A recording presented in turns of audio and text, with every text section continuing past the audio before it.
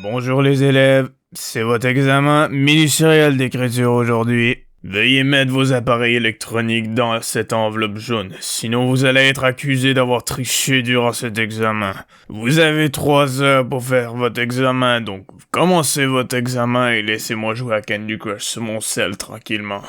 Bubblegum, tasty. Ok, bon, j'ai 3 heures pour faire mon texte sur un sujet qui m'intéresse pas du tout. Allez, on va directement au brouillon. Bon, alors, de quoi je pourrais bien parler?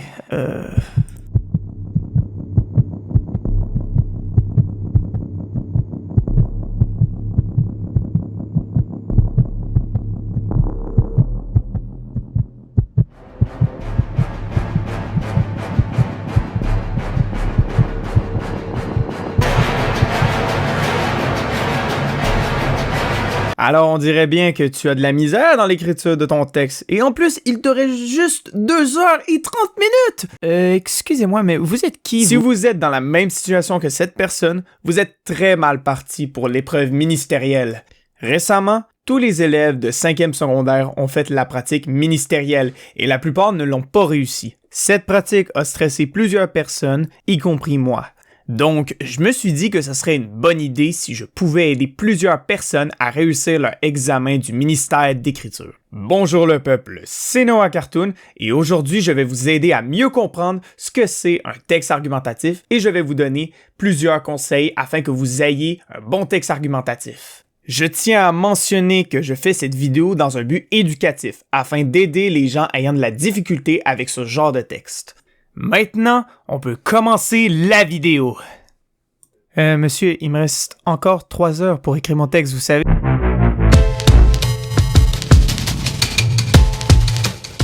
Un texte argumentatif est un texte dans lequel il faut donner son point de vue ou son opinion sur un sujet qui peut être politique, social, scientifique, environnemental, etc.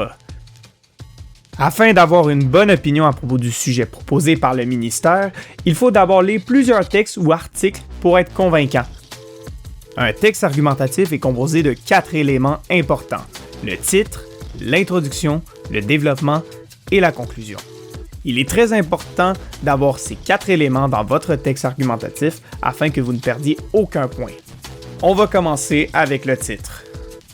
Le titre vous permet dans un texte argumentatif ou dans n'importe quel type de texte, d'attirer l'attention du lecteur.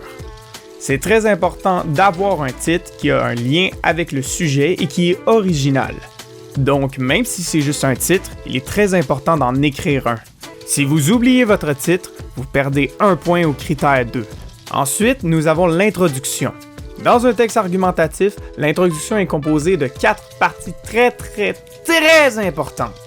Il y a le sujet amené, le sujet posé, la thèse et le sujet divisé. Le sujet amené vous permet d'attirer l'attention du lecteur à l'aide d'une idée générale qui peut présenter une vision plus large du sujet posé. Dans votre sujet amené, vous pouvez situer le sujet par l'actualité, des faits historiques, un fait divers en utilisant vos repères culturels, c'est-à-dire vos observations de la société dans laquelle vous évoluez. Le sujet posé est la question donnée par le ministère de l'Éducation, le MEC, autrement dit la tâche d'écriture lors de l'examen. Il est très important d'avoir un sujet posé dans l'introduction, sinon vous perdez 2 points. Vous pouvez également reformuler la question dans vos propres mots tant que vous ne modifiez pas le sens de la question qui a été donnée par le MEC. Selon moi, il est préférable de ne pas la modifier. La thèse est votre opinion à propos de la question. La thèse est très importante et elle est obligatoire lorsque vous voulez écrire un texte argumentatif. Pour finir avec l'introduction, il y a le sujet divisé. Le sujet divisé vous permet de présenter vos arguments que vous allez utiliser pour vos paragraphes de développement. Le sujet divisé est facultatif, mais il permet de mieux organiser vos idées. Donc, si vous décidez de faire une introduction sans sujet divisé et que vous avez oublié de mettre votre sujet posé et votre thèse, ça donne ça. Bonjour le peuple, c'est Noah Cartoon et aujourd'hui notre société va très mal.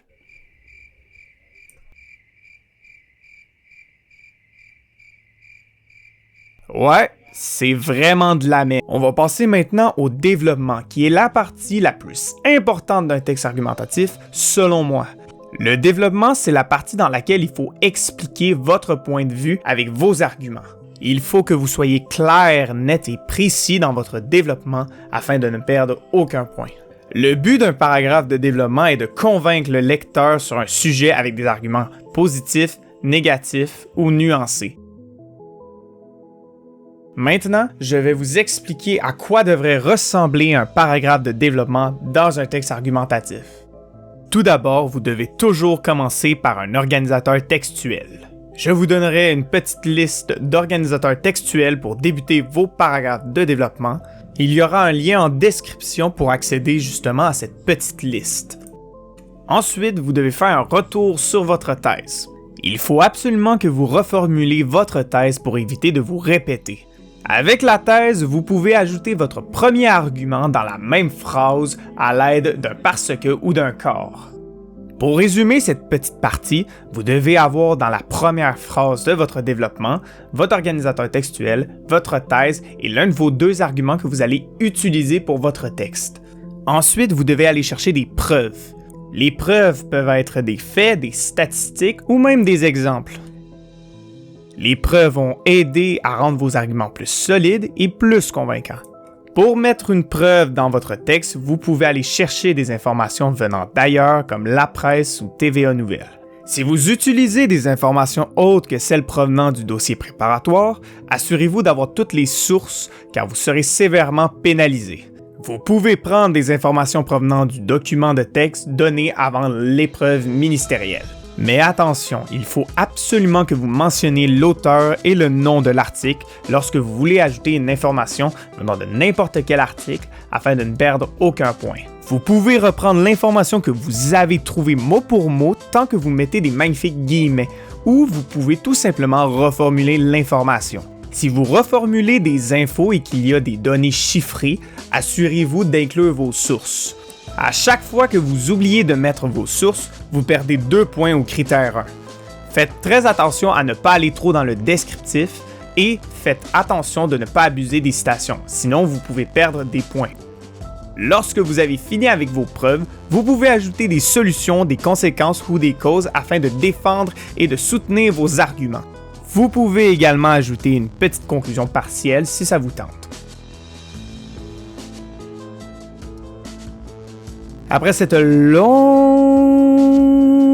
explication pour faire un paragraphe de développement, je vais vous expliquer comment vous devez faire votre conclusion dans un texte argumentatif. Tout d'abord, vous devez commencer avec un organisateur textuel.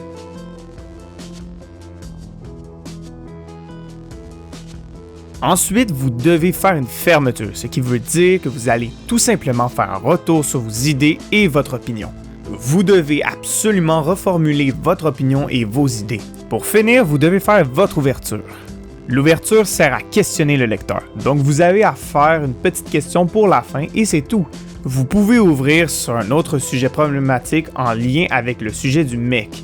Attention, il ne faut pas faire une ouverture comme « Et vous, qu'en pensez-vous » Vous devez être créatif et votre question doit avoir au minimum rapport avec le sujet de votre texte. Vous n'êtes pas obligé de faire une question. Parfois, écrire un proverbe, ça peut rendre votre texte plus personnalisé. Après cette longue explication à propos de la structure d'un texte argumentatif, il est temps de passer à la partie la plus importante, les marques de modalité. Les marques de modalité servent à personnaliser votre texte. Voici la définition des marques de modalité que j'ai trouvées sur Alloprof. Les marques de modalité sont les moyens employés par l'énonciateur ou l'énonciatrice pour marquer son point de vue par rapport à ses propos. Elles permettent d'exprimer une émotion, une opinion favorable ou défavorable, un jugement, un désaccord, etc. Vous pouvez mettre des marques de modalité dans votre texte à l'aide de vocabulaire connoté, d'auxiliaires de modalité comme falloir ou devoir, avec différents types de phrases, etc. Si vous voulez mieux comprendre les marques de modalité, je vous conseille fortement d'aller sur le site d'Alloprof. Vous trouverez de nombreux exemples sur leur site et il y a même une petite vidéo de 5 minutes qui explique les marques de modalité. Le lien pour les marques de modalité se trouve dans la description de cette vidéo. Avant de terminer cette vidéo, je vais vous donner des petits conseils personnels.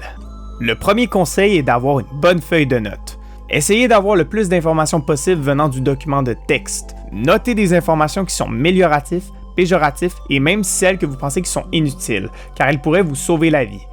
Ensuite, le deuxième conseil est de vous remettre en question lorsque vous lisez les textes ou d'avoir un point de vue sur le sujet. Voici un bon exemple de ce qu'il ne faut pas faire pour l'épreuve ministérielle. Oh man, il y a tellement de textes à lire, c'est fou!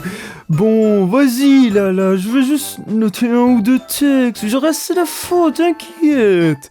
Oh, c'est bon, là, m'a juste copié sur la feuille de mon pote et je vais être tranquille pour l'examen.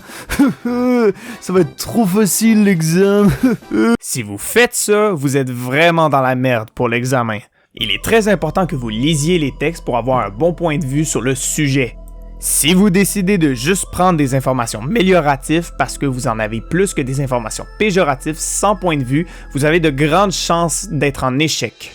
Le dernier conseil que j'ai à vous donner est que si vous avez de la misère dans ce genre de texte, il est très important d'aller en récupération ou d'aller voir votre prof de français. Allez demander de l'aide 1 semaine en avance pour être prêt pour l'examen si vous avez de la difficulté, même si c'est presque fini.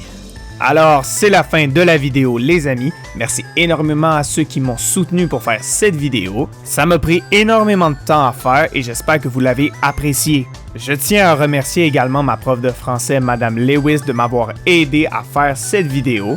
Pour ceux qui veulent me soutenir dans mes projets, n'hésitez pas à vous abonner à ma chaîne YouTube et n'hésitez pas à me soutenir. Aussi, vous pouvez me rejoindre sur mes autres réseaux sociaux comme Instagram ou Discord. Merci aux personnes qui ont regardé cette vidéo et je vous dis à... Monsieur, ça fait plusieurs minutes que vous êtes en train de parler dans le vide. Je vais vous sortir de la classe par la force s'il le faut. Oh, j'avais pas fini mon intro. Donc là, vous n'allez pas me sortir de cette classe tant que j'ai pas fini...